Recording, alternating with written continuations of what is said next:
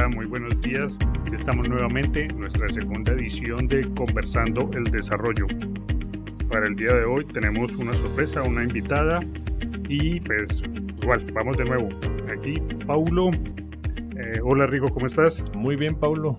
Qué gusto que tengamos una excelente invitada el día de hoy. Muchas gracias por la invitación. Agradezco esta oportunidad para este conversatorio, ¿no? Que como me comentaban, pues es Conversando el Desarrollo. Así es. Gracias. Edna, antes que nada, un gusto, qué bueno que nos puedes acompañar.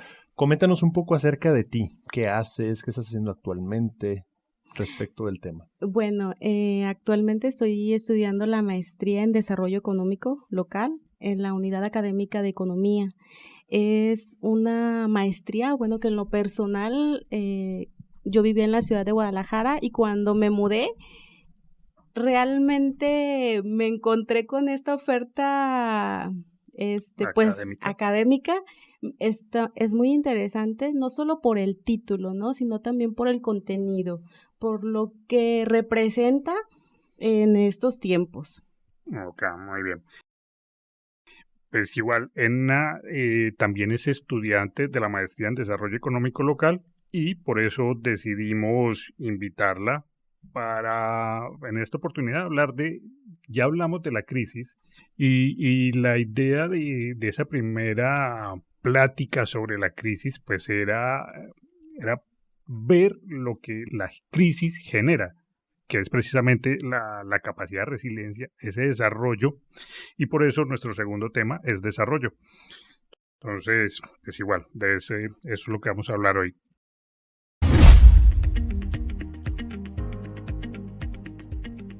¿Qué es desarrollo? Bien, como antecedente, poquito de lo que estábamos retomando la sesión pasada para Edna, que nos hace favor de acompañarnos, mencionábamos un poquito acerca de cómo ocurrió las diferentes crisis en diversos momentos de la historia. Pablo destacaba algunas crisis europeas, los casos se destacaron también de Estados Unidos y se revisó no solo el aspecto económico, sino también en la vida social cómo impactaban.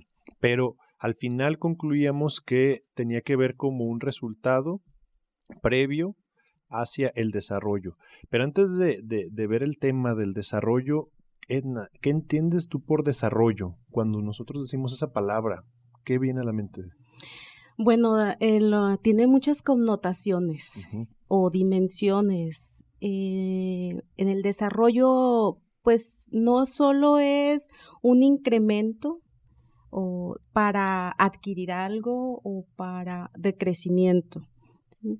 Aquí estamos hablando de desarrollo económico y cómo surgió, como lo mencionaban, pues fue a través de esas crisis, el buscar opciones para disminuir los impactos negativos pues de las economías. Entonces, el desarrollo económico, como su nombre lo dice, pues busca opciones. No solamente se basa o busca alternativas de las teorías del desarrollo, porque pues se sustenta de muchas teorías, de Lewis, Carlos Marx incluso.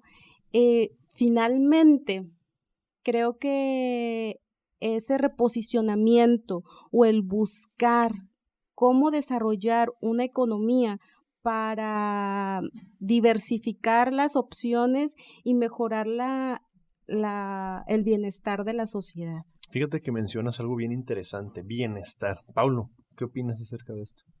Pues sí, igual dentro de lo que habíamos alcanzado a finalizar con la crisis era precisamente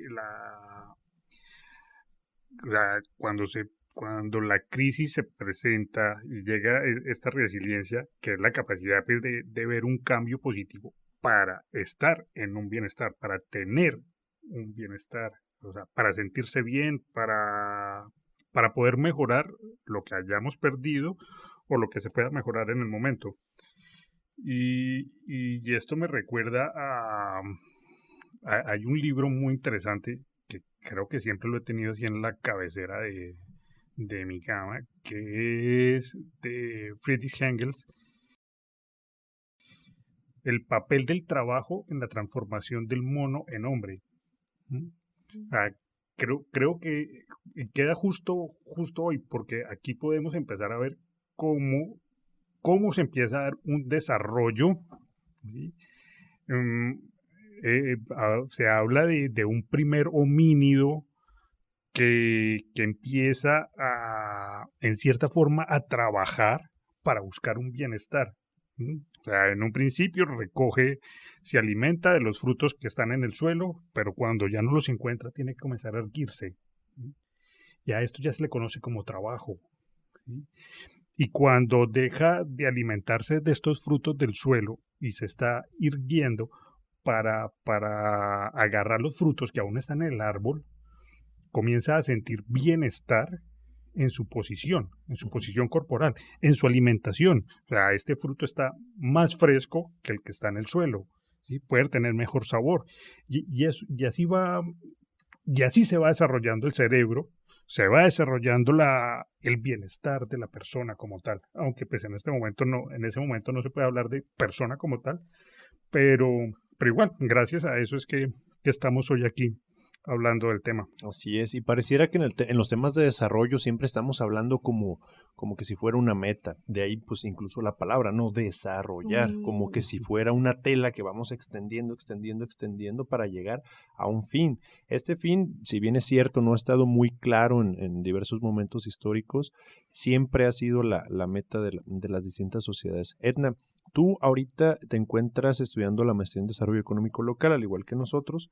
Estás en un primer año en el cual se revisan diversas teorías. Tú, de acuerdo con lo que has entendido hasta este momento sobre el desarrollo, ¿qué nos puedes compartir de esta visión de desarrollo? ¿Cuál te gustaría destacar? Bueno, es muy interesante, ¿no? Ver cómo, pues, economistas, pensadores, incluso hasta filósofos, tratan de darle un concepto como tal al desarrollo y de posicionarlo de tal manera que, pues, según sus teorías, tratan de dar respuesta a alguna problemática. Así surge la teoría de Lewis, que dice que no se puede lograr un desarrollo industrial sin antes haber desarrollado el aspecto o el área de la agricultura. O el keynesiano, para lograr un desarrollo, menciona su premisa puede ser el ahorro para lograr un bienestar. Hay otras teorías, sin duda. Lo importante es de este desarrollo, en mi punto, no es tanto jalar, ¿no? O sea, ver qué tanto quiero abarcar. Creo que las posturas deben de estar dentro de lo que la sociedad está viviendo, dentro de los objetivos que se quieren lograr. Y en base a eso, me voy por el keynesiano, ¿no? Que es el ahorro para lograr un bienestar. Y comparto la idea que no puedes lograr un desarrollo industrial, como mucha gente lo conceptualiza, que solo se obtiene desarrollo económico si no tienes una industria posicionada o grandes empresas en tu territorio. Entonces, no puedes volar si aún no estás caminando. Claro. Entonces, si no sientas las bases, en mi punto de vista, de desarrollo en la agricultura, en lo que se está dando en el territorio, no puedes acceder o aspirar a desarrollar una industria cuando no tienes fortalecido otro sector. Muy bien. Fíjate que en lo que mencionas, las teorías enmarcadas principalmente en el área económica, describen una diferenciación con otros momentos de la historia. Paulo ya destacaba el papel transformador del trabajo en las sociedades, cómo ese hombre mono, ese antropos, podía ya manipular herramientas, inclusive la herramienta más rudimentaria ya se podría considerar un indicio de tecnología, de aplicación de tecnología, que es la extensión de las manos del hombre. Uh-huh. Pero a diferencia De los aspectos primitivos, el concepto de desarrollo como lo entendemos al día de hoy ya está enmarcado por dos características que me gustaría destacar. La primera es el papel de la ciencia en el desarrollo, es decir, es racional. El concepto de desarrollo que tenemos ya no es basado en una visión teocentrista o una visión explicada por los fenómenos sobrenaturales que las sociedades no comprendían, sino que está basado en el razonamiento de la ciencia, particularmente de la económica. Y el segundo elemento de los temas de desarrollo económico que vamos a revisar es el contexto, que ya bien anticipabas. Es importante destacar que el contexto es algo vital, porque entonces ya no estamos hablando de sociedades feudalistas de la Edad Media o estamos hablando de sociedades esclavistas como las grandes civilizaciones antiguas. No, estamos hablando ya de un contexto específicamente de una economía de mercado. Entonces, el desarrollo, como lo vemos en estos momentos, es basado en la racionalidad y en un contexto de economías de mercado. Paulo, en el tema de economías de mercado, ¿qué te gustaría mencionar? Mira que con lo que acabas de decir estaba pensando precisamente en esa división que tienen las teorías del desarrollo económico, porque si bien el desarrollo se ha ligado, o sea, es de forma indiscutible a la economía, ¿sí? Cuando se habla de desarrollo, casi que es sinónimo de economía, siempre todos van a pensar en eso. Pero esta división que presentan estas teorías está, yo diría que en dos tiempos, o sea, lo que es siglo XVIII y XIX juntos, con John Stuart Mill, Malthus, Ricardo, Adam Smith, todas sus teorías, precisamente enfocadas a lo que había en el momento y adaptadas a lo que se está dando, que justo se está dando esta revolución industrial en toda Europa, y hay que explicar, se está ampliando los mercados, están tomando gran fuerza los mercados. Entonces estas primeras teorías económicas van enfocadas a eso. Y de ahí hay un gran salto en años, que es hasta la Segunda Guerra Mundial, que es cuando se da la otra etapa del desarrollo económico, ¿sí? Y pues que sale precisamente del tratado de Bretton Woods, ¿no? Pero o sea, creo que hay que diferenciar estas primeras teorías que están enfocadas a una época, tratando de explicar lo que sucede en el momento, y una segunda época donde ya es hacer teorías que se adapten a lo que se está dando y cómo mejorar lo que hay.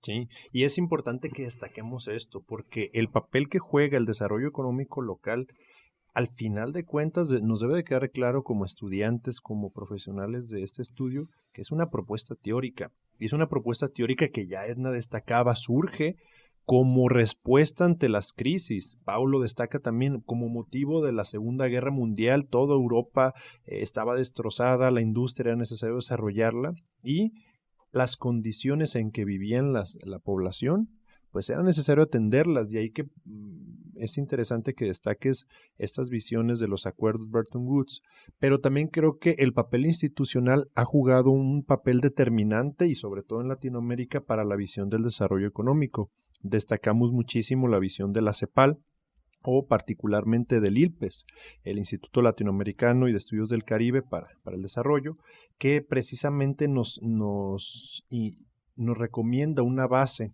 para la comprensión de este enfoque del desarrollo como una propuesta para lograr el verdadero desarrollo, que Paulo destacaba efectivamente no es solo economicista. Tendemos a creer que al hablar de desarrollo se habla también de un incremento, pero más que nada como en el poder adquisitivo. Uh-huh. Sin duda influye, es importante también este factor, pero todas estas teorías que surgieron en esta época de la Segunda Guerra Mundial, pues fueron en Europa. Y sí habría, como dices, destacar que contextualizar nuevas teorías como lo dices, ¿no? Por eso estamos estudiando, estamos analizando cuál es la postura con estos teóricos del desarrollo a la nueva postura de la CEPAL, como mencionabas, aquí en Latinoamérica, que presentan casos más particulares, tiene otras necesidades, es otro territorio, tiene otras especificidades y de las cuales el desarrollo económico tiene que hacer connotaciones muy particulares. Qué interesante, porque precisamente acabas de dar en el clavo con los planteamientos.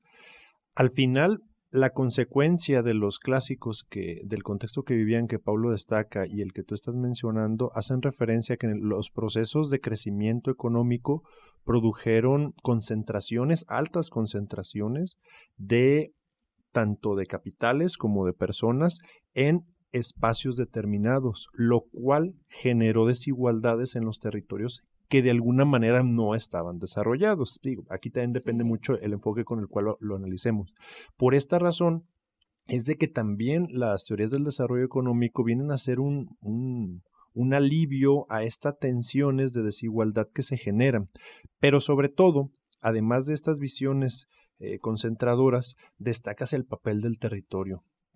El territorio, que no es cualquier cosa. No, tiene sus particularidades y acá mi compañero Paulo pues nos va así como, yo creo que a dar una mayor visión, pues porque él está en este momento aquí en Tepic y viene de Colombia. Entonces, ¿qué más?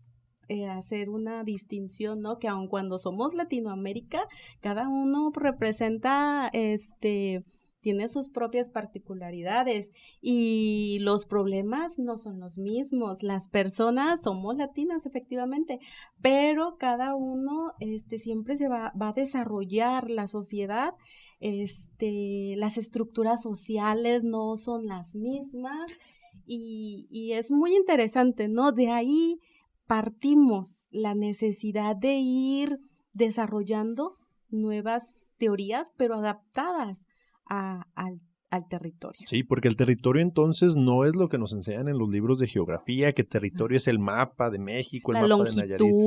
No, esos aspectos quedaron atrás en los estudios. Territorio entonces lo vamos a entender como ese lugar integrado por actores, integrado por recursos humanos, materiales y precisamente por potenciales en los cuales se tiene que haber un manejo para el desarrollo industrial.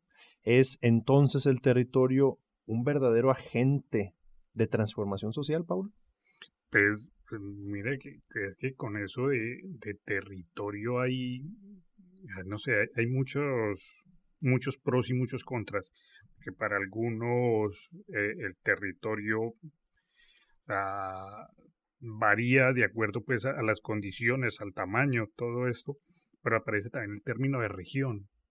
Y el término de región prácticamente se puede decir que el término de región aparece ligado a la economía, obligatoriamente.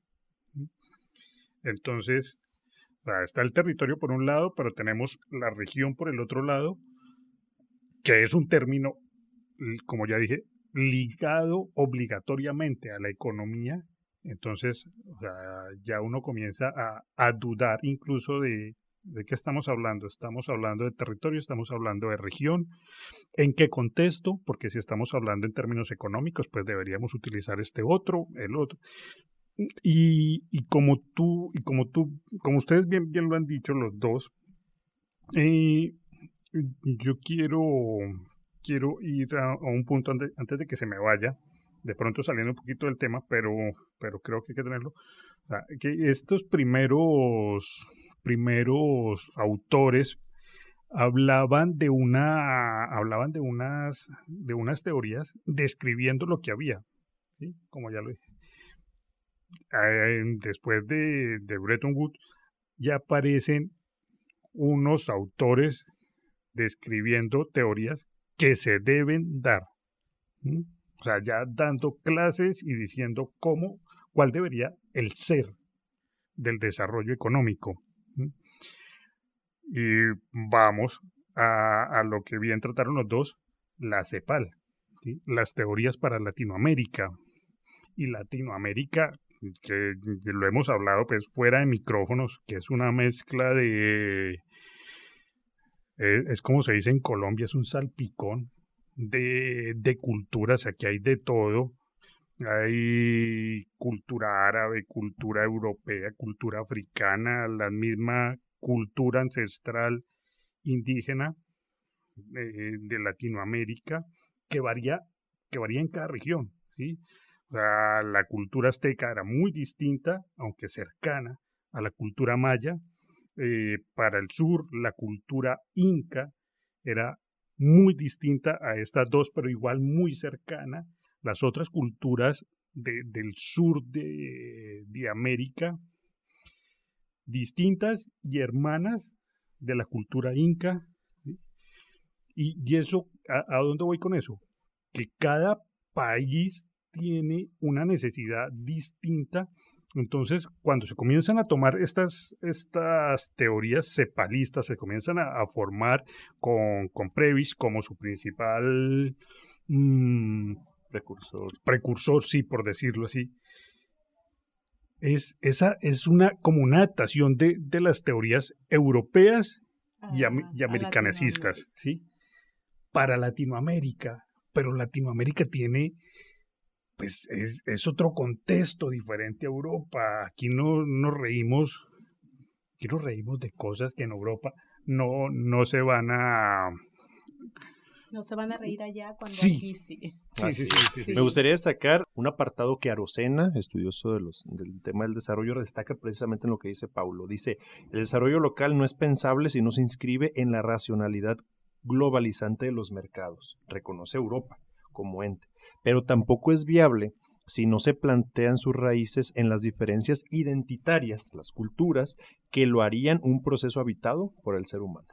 Nos han vendido, si podemos usar una palabra utilitarista, que el desarrollo es solamente acumulación de capitales, pero ya los clásicos de alguna manera ya fueron superados, por eso de alguna manera su visión, que aunque fue correcta en el contexto, fue superada por los posteriores autores, rápidamente se supo que no es sinónimo de desarrollo, y lo podemos ver en nuestro país, México, toda Latinoamérica, la acumulación, la riqueza. La acumulación de capital,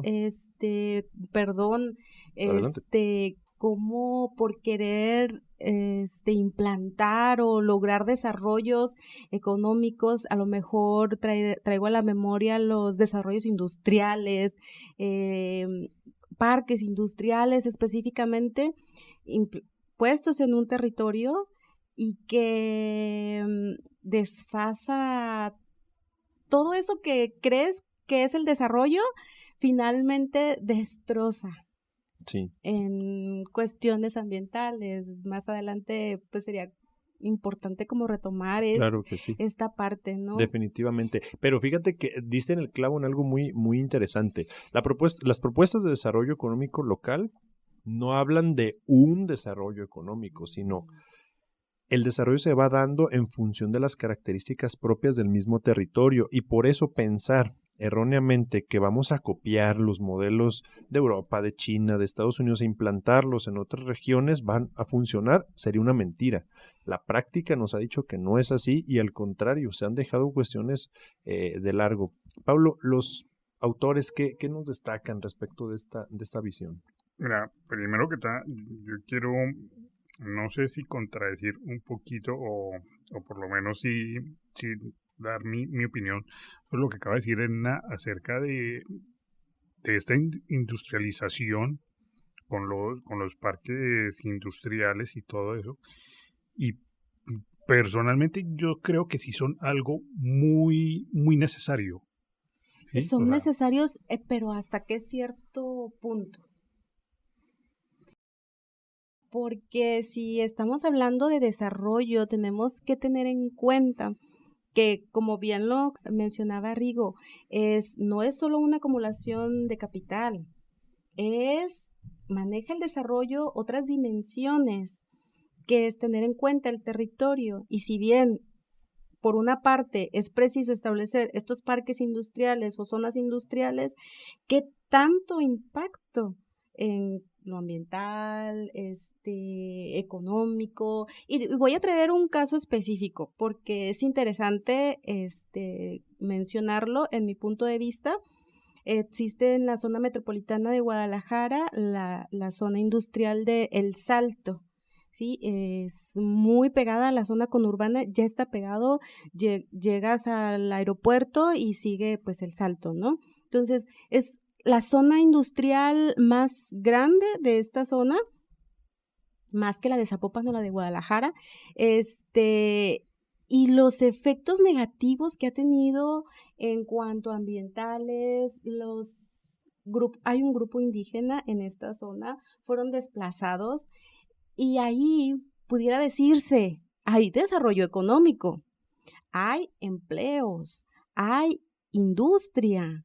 Entonces, ¿cómo estamos contextualizando el desarrollo económico si han sido desplazadas personas, despojadas tal vez de sus territorios y el ambiente, porque lo han externado, el ambiente, el agua que están consumiendo, el río que atraviesa sus zonas habitables, están siendo contaminadas? Entonces, sí, pero efectivamente, estoy de acuerdo contigo porque aparentemente trae empleos, sí, pero ¿qué tanto va a ser contaminada esta zona pero es que ambientalmente? no se puede generalizar en que la industrialización es sinónimo de contaminación ni de acabar con el medio ambiente. ¿Sí? O Efectivamente, sea, no se puede porque igual, desde mi experiencia, yo he trabajado en parques industriales, en empresas grandes y en estas empresas en las que yo he estado, o sea, sí se generan desechos, por supuesto, pero hay muchas maneras de filtrar, de gestionar los de residuos, sí. filtrar todo lo que se pueda, lo que contamina, ¿sí? Entonces, igual, uno no puede generalizar de que la industrialización trae destrucción tampoco, ¿sí? O sea, de pronto es lo que más se vende. Es más fácil mostrar una industria que hace las cosas mal a una industria o mostrar lo bueno de una industria, ¿sí? Pero, pero te digo, o sea, yo conozco empresas que trabajan mucho en producción, en transformación de materia prima y la capacidad de contaminación que tienen la reducen a lo mínimo que se puede, ¿sí? Sí, Que a veces efectivamente hay desplazamiento de población, pero otras veces estos parques industriales se ubican en sitios donde no hay población y que sirven para traerle trabajo, desarrollo a poblaciones cercanas, a habitantes de estas poblaciones. Entonces, y trabajan por el medio ambiente. yo creo que es algo importante, efectivamente, no podemos generalizar, ¿no? Y en todos los casos, cada caso es particular y efectivamente a lo mejor algunas empresas sí se preocupan por el medio ambiente, muy probablemente otras no. Aquí hay que enmarcar la intervención de las instituciones, del gobierno, qué tanto estamos aportando, qué tanto el gobierno se preocupa realmente por el impacto que se va a hacer en esa zona. Lo mencionabas de las crisis, ¿no? Que en las crisis pues hay cambios, se busca el desarrollo, por eso surgieron estas teorías y por eso en estas crisis que yo creo que en cierto modo las instituciones formamos parte también de ella. Y lo bueno de este tipo de conversatorios es ver, o sea, qué podemos hacer, ¿no? De las Así es. causas, lo que está sucediendo. Efectivamente, hay casos positivos y hay otros casos en que dices, bueno, ¿qué estamos haciendo? Así es, pero qué difícil, ¿no? Porque el dilema que ustedes están planteando es un dilema que se ha planteado desde que surgen las teorías del desarrollo. ¿Cómo conciliar entre los efectos negativos en el medio ambiente, pero también cómo conciliar que realmente necesitamos la industria. En una ocasión, en un discurso político de X municipio, de X entidad, mencionaban en las propuestas, es que vamos a generar empleos, vamos a generar trabajo. Y yo decía, bueno, ¿el gobierno genera empleos? ¿El gobierno es el que realmente genera o los gestiona? Porque hasta donde yo tengo entendido, quien genera la riqueza son las empresas. Los gobiernos se encargan de administrar esas empresas para distribuirlo entre la población y gestionar a lo mejor algunas condiciones necesarias para garantizarlo. Sí, incluso, mira que con lo que acabas de decir, y con lo que me dice, listo, aparecieron estas crisis que de una u otra forma generan un desarrollo en una u otra dirección, pero en los finales 80, principios 90, aparece una crisis por el medio ambiente, una preocupación que nace a partir de una crisis que había. O sea, la contaminación a nivel global está aumentando precisamente por las industrias, ¿sí? Pero aparecen personajes muy importantes dentro de las políticas, dentro de la política internacional en diferentes países se abanderan de esta lucha por el medio ambiente y logran que muchas empresas, que mucha parte de la industria se enfoque a cuidar el medio ambiente. Entonces, una gran parte de la industria contaminante se desarrolla, se transforma para seguir produciendo, bajando al máximo dentro de sus capacidades sus procesos contaminantes, ¿sí? Y es gracias a estas crisis. Pero igual, o sea, pues, para mí, y con lo que tú dices, o sea, es que el trabajo sale es por las empresas, el gobierno gestiona y hace toda esta cantidad de cosas buenas, no voy a decir que malas, porque no son así, pero igual necesitamos de las empresas de una manera. Y no digo que no haya que criticarlas. O sea, sí hay que hacer una crítica, sí hay que revisar, porque es la forma que se tiene de mejorar. La crítica no es para destruir, la crítica debe ser siempre en pro de mejorar las cosas, pero hay que aceptar y hay que ver lo que está mal. Bien, para Morales y Jiménez dicen que el territorio se construye de dos tipos de relaciones. Una, las que ejercen las sociedades dentro de sí, pero también las sociedades con su entorno. Y son los elementos que precisamente el desarrollo económico local se diferencia de cualquier otra propuesta. Las propuestas de desarrollo económico no solamente consideran modelos de acumulación de riqueza, pero sí toma como un elemento importante. Llamaremos a esto capital financiero. Toma en cuenta también a su mano de obra, el trabajo, cómo se distribuye. Esto llamaremos pues capital humano, que es necesario. Pero otro capital, si lo podemos ver desde esta dinámica, pues es el ambiental. Y precisamente es allí donde desafortunadamente bajo la dinámica modernizadora que existe, es que se degrada el capital natural y lo llaman renta.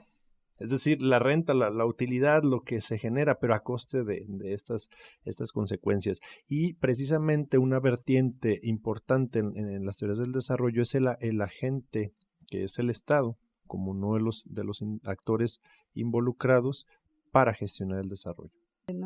No es como quitar o decir, no, a causa de las empresas se dan situaciones contaminantes. Es muy importante, como lo mencionabas, Rigo, cómo los agentes, las instituciones, el gobierno, las empresas, de qué manera colaboramos, de qué manera participamos para que estos impactos sean lo mejor posible para tener un verdadero desarrollo económico, si así lo queremos enmarcar. y que el ambiente no se vea deteriorado. Entonces, no es tanto satanizar de que no, las empresas, no, es ver qué tanto nos involucramos y realmente con conciencia estamos participando, porque muchas veces, como decían, vienen empresas o hay propuestas para hacer algo y decimos, pues que lo haga tal sector, porque yo no me voy a salir beneficiado.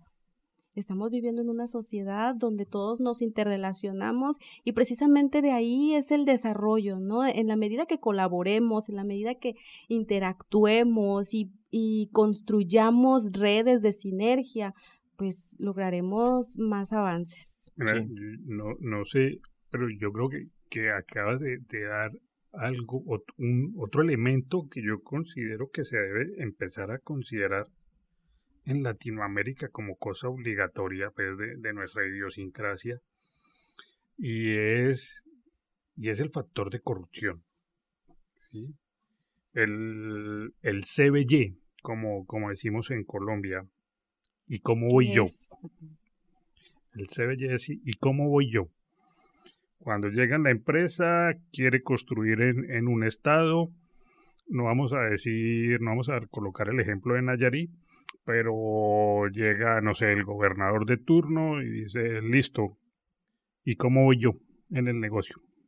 ¿Qué tanto va a participar? ¿Cómo se ve en mi bolsillo, verdad? Sí. Eso que tú me estás diciendo. Sí. Y pues igual, va a traer, y considero que es un elemento que se debe tener muy en cuenta dentro de las teorías en este momento, porque se quiera o no, es algo que está latente en toda Latinoamérica, y el aceptar esto o ir en contra de esto significa o frenar o estar a favor del desarrollo.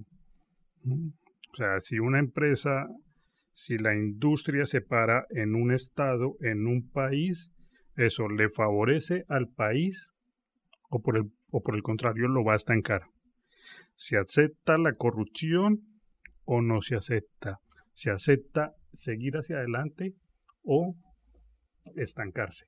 Bien. ¿Sí? Fíjate que desde las teorías de la modernización, de las que de manera muy, muy general mencionábamos, el factor determinante para que estos modelos de desarrollo en las sociedades impacten tiene que ver con el aspecto de los valores. Ya Weber y Wallerstein ya lo mencionaban desde el siglo anterior, pero no se toma en cuenta que para promover el desarrollo también el factor cultural, idiosincrásico que ustedes mencionan es vital.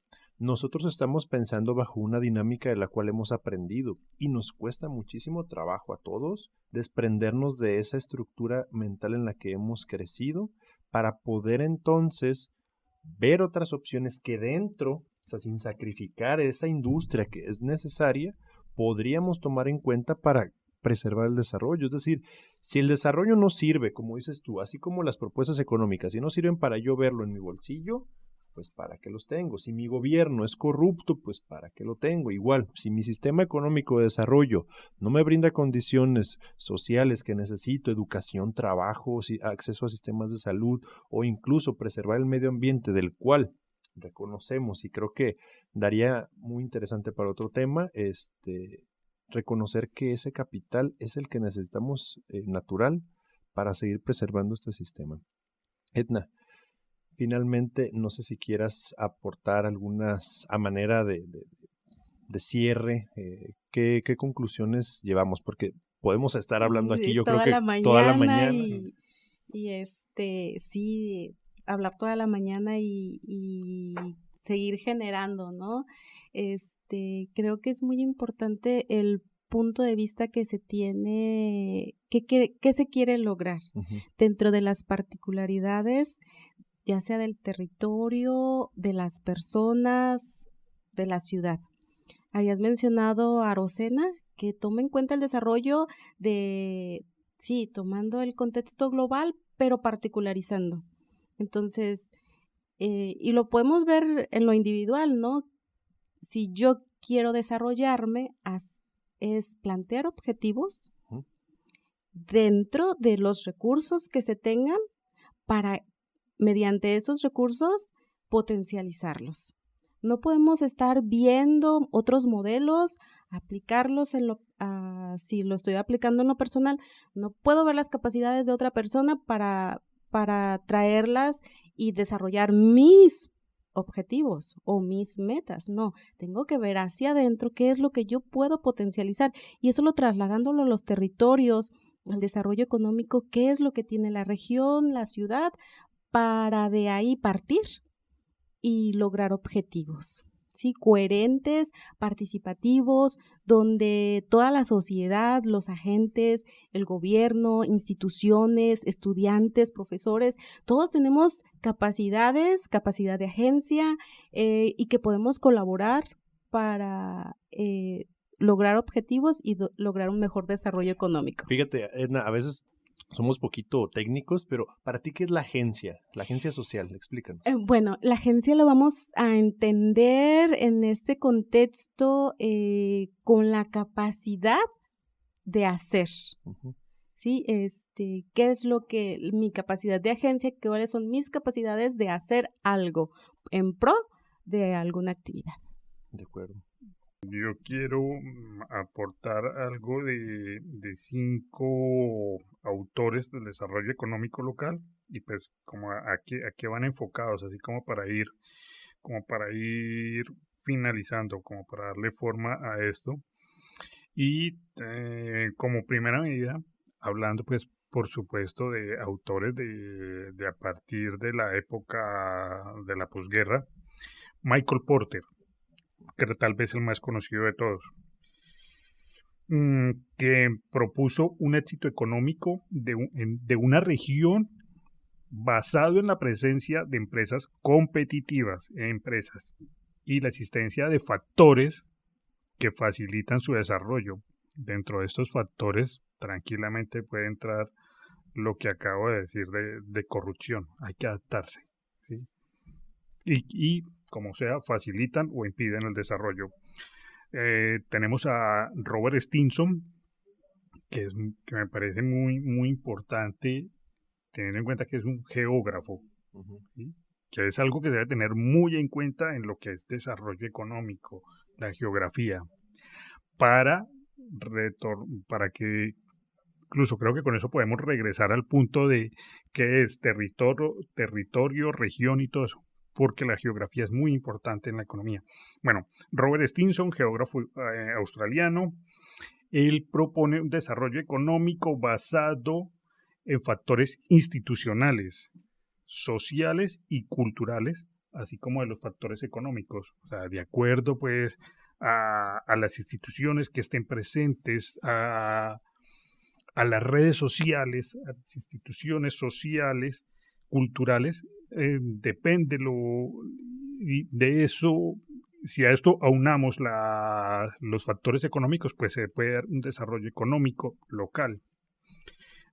Tenemos un David Birch que propone el éxito económico de las regiones, él habla de regiones, basado en la presencia de pequeñas empresas innovadoras y dinámicas, que se puede decir que es algo que estamos viendo en este momento en gran parte de Latinoamérica, las microempresas, ¿sí?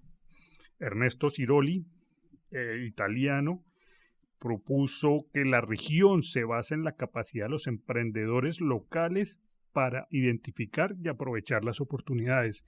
Esto es algo que se da mucho en Italia, ¿sí? Donde pueblos enteros, de acuerdo a su tradición, se enfocan en explotar esa capacidad que tienen, esa tradición que tienen, ¿sí? ¿Será que por eso el desarrollo de los distritos industriales que tanto habla Albuquerque? Sí, es que se presenta mucho en Europa, uh-huh. ¿Sí? Y sobre todo en lo que es Italia y sur de España, ¿sí? Que no es algo que se dé en América Latina. Es difícil encontrar un pueblo enfocado a una misma vocación de desarrollo, ¿sí? Todos quieren lograr el éxito económico, pero yo hago lo que quiero, el otro hace lo que quiere y así, y es muy difícil ponerse de acuerdo. O dirían los empresarios, o mi vecino puso esto y le voy a copiar y luego saturo el mercado y nadie progresamos. Sí. Igual, finalizando, Jane Jacobs, urbanista, término muy importante, y activista estadounidense, dice que el éxito económico de una ciudad, o sea, esta va mucho más enfocada, de una ciudad se basa en la presencia de una mezcla de actividades económicas, sociales y culturales. O sea, una mezcla, o sea, se tiene que dar una mezcla en sus proporciones y en el sentido tradicional de la ciudad para que tenga éxito, que no se puede copiar en otras ciudades. Y listo, Rigo. Gracias. Pues creo que ha sido una charla bien interesante. Sí, ojalá vamos a seguir. Muchos puntos. Yo solamente quisiera terminar con el papel que ustedes mismos destacan del poder descentralizador y el papel de lo local, porque ya definimos desarrollo muy a grosso modo, definimos el aspecto económico que no es determinista, pero el aspecto local. Lo local entonces vamos a entenderlo como la microeconomía. Desde el aspecto de la microeconomía, ya lo destacaba Paulo, es donde surge entonces lo local. Lo local puede ser, no es una ciudad, no es un municipio, puede ser una región inclusive, pero lo local se entiende en función de lo regional. Lo local entonces son esas características propias que coinciden los actores, su idiosincrasia, su historia, sus vocaciones que bien destacabas, económicas, y el potencial de recursos, tanto naturales como financieros.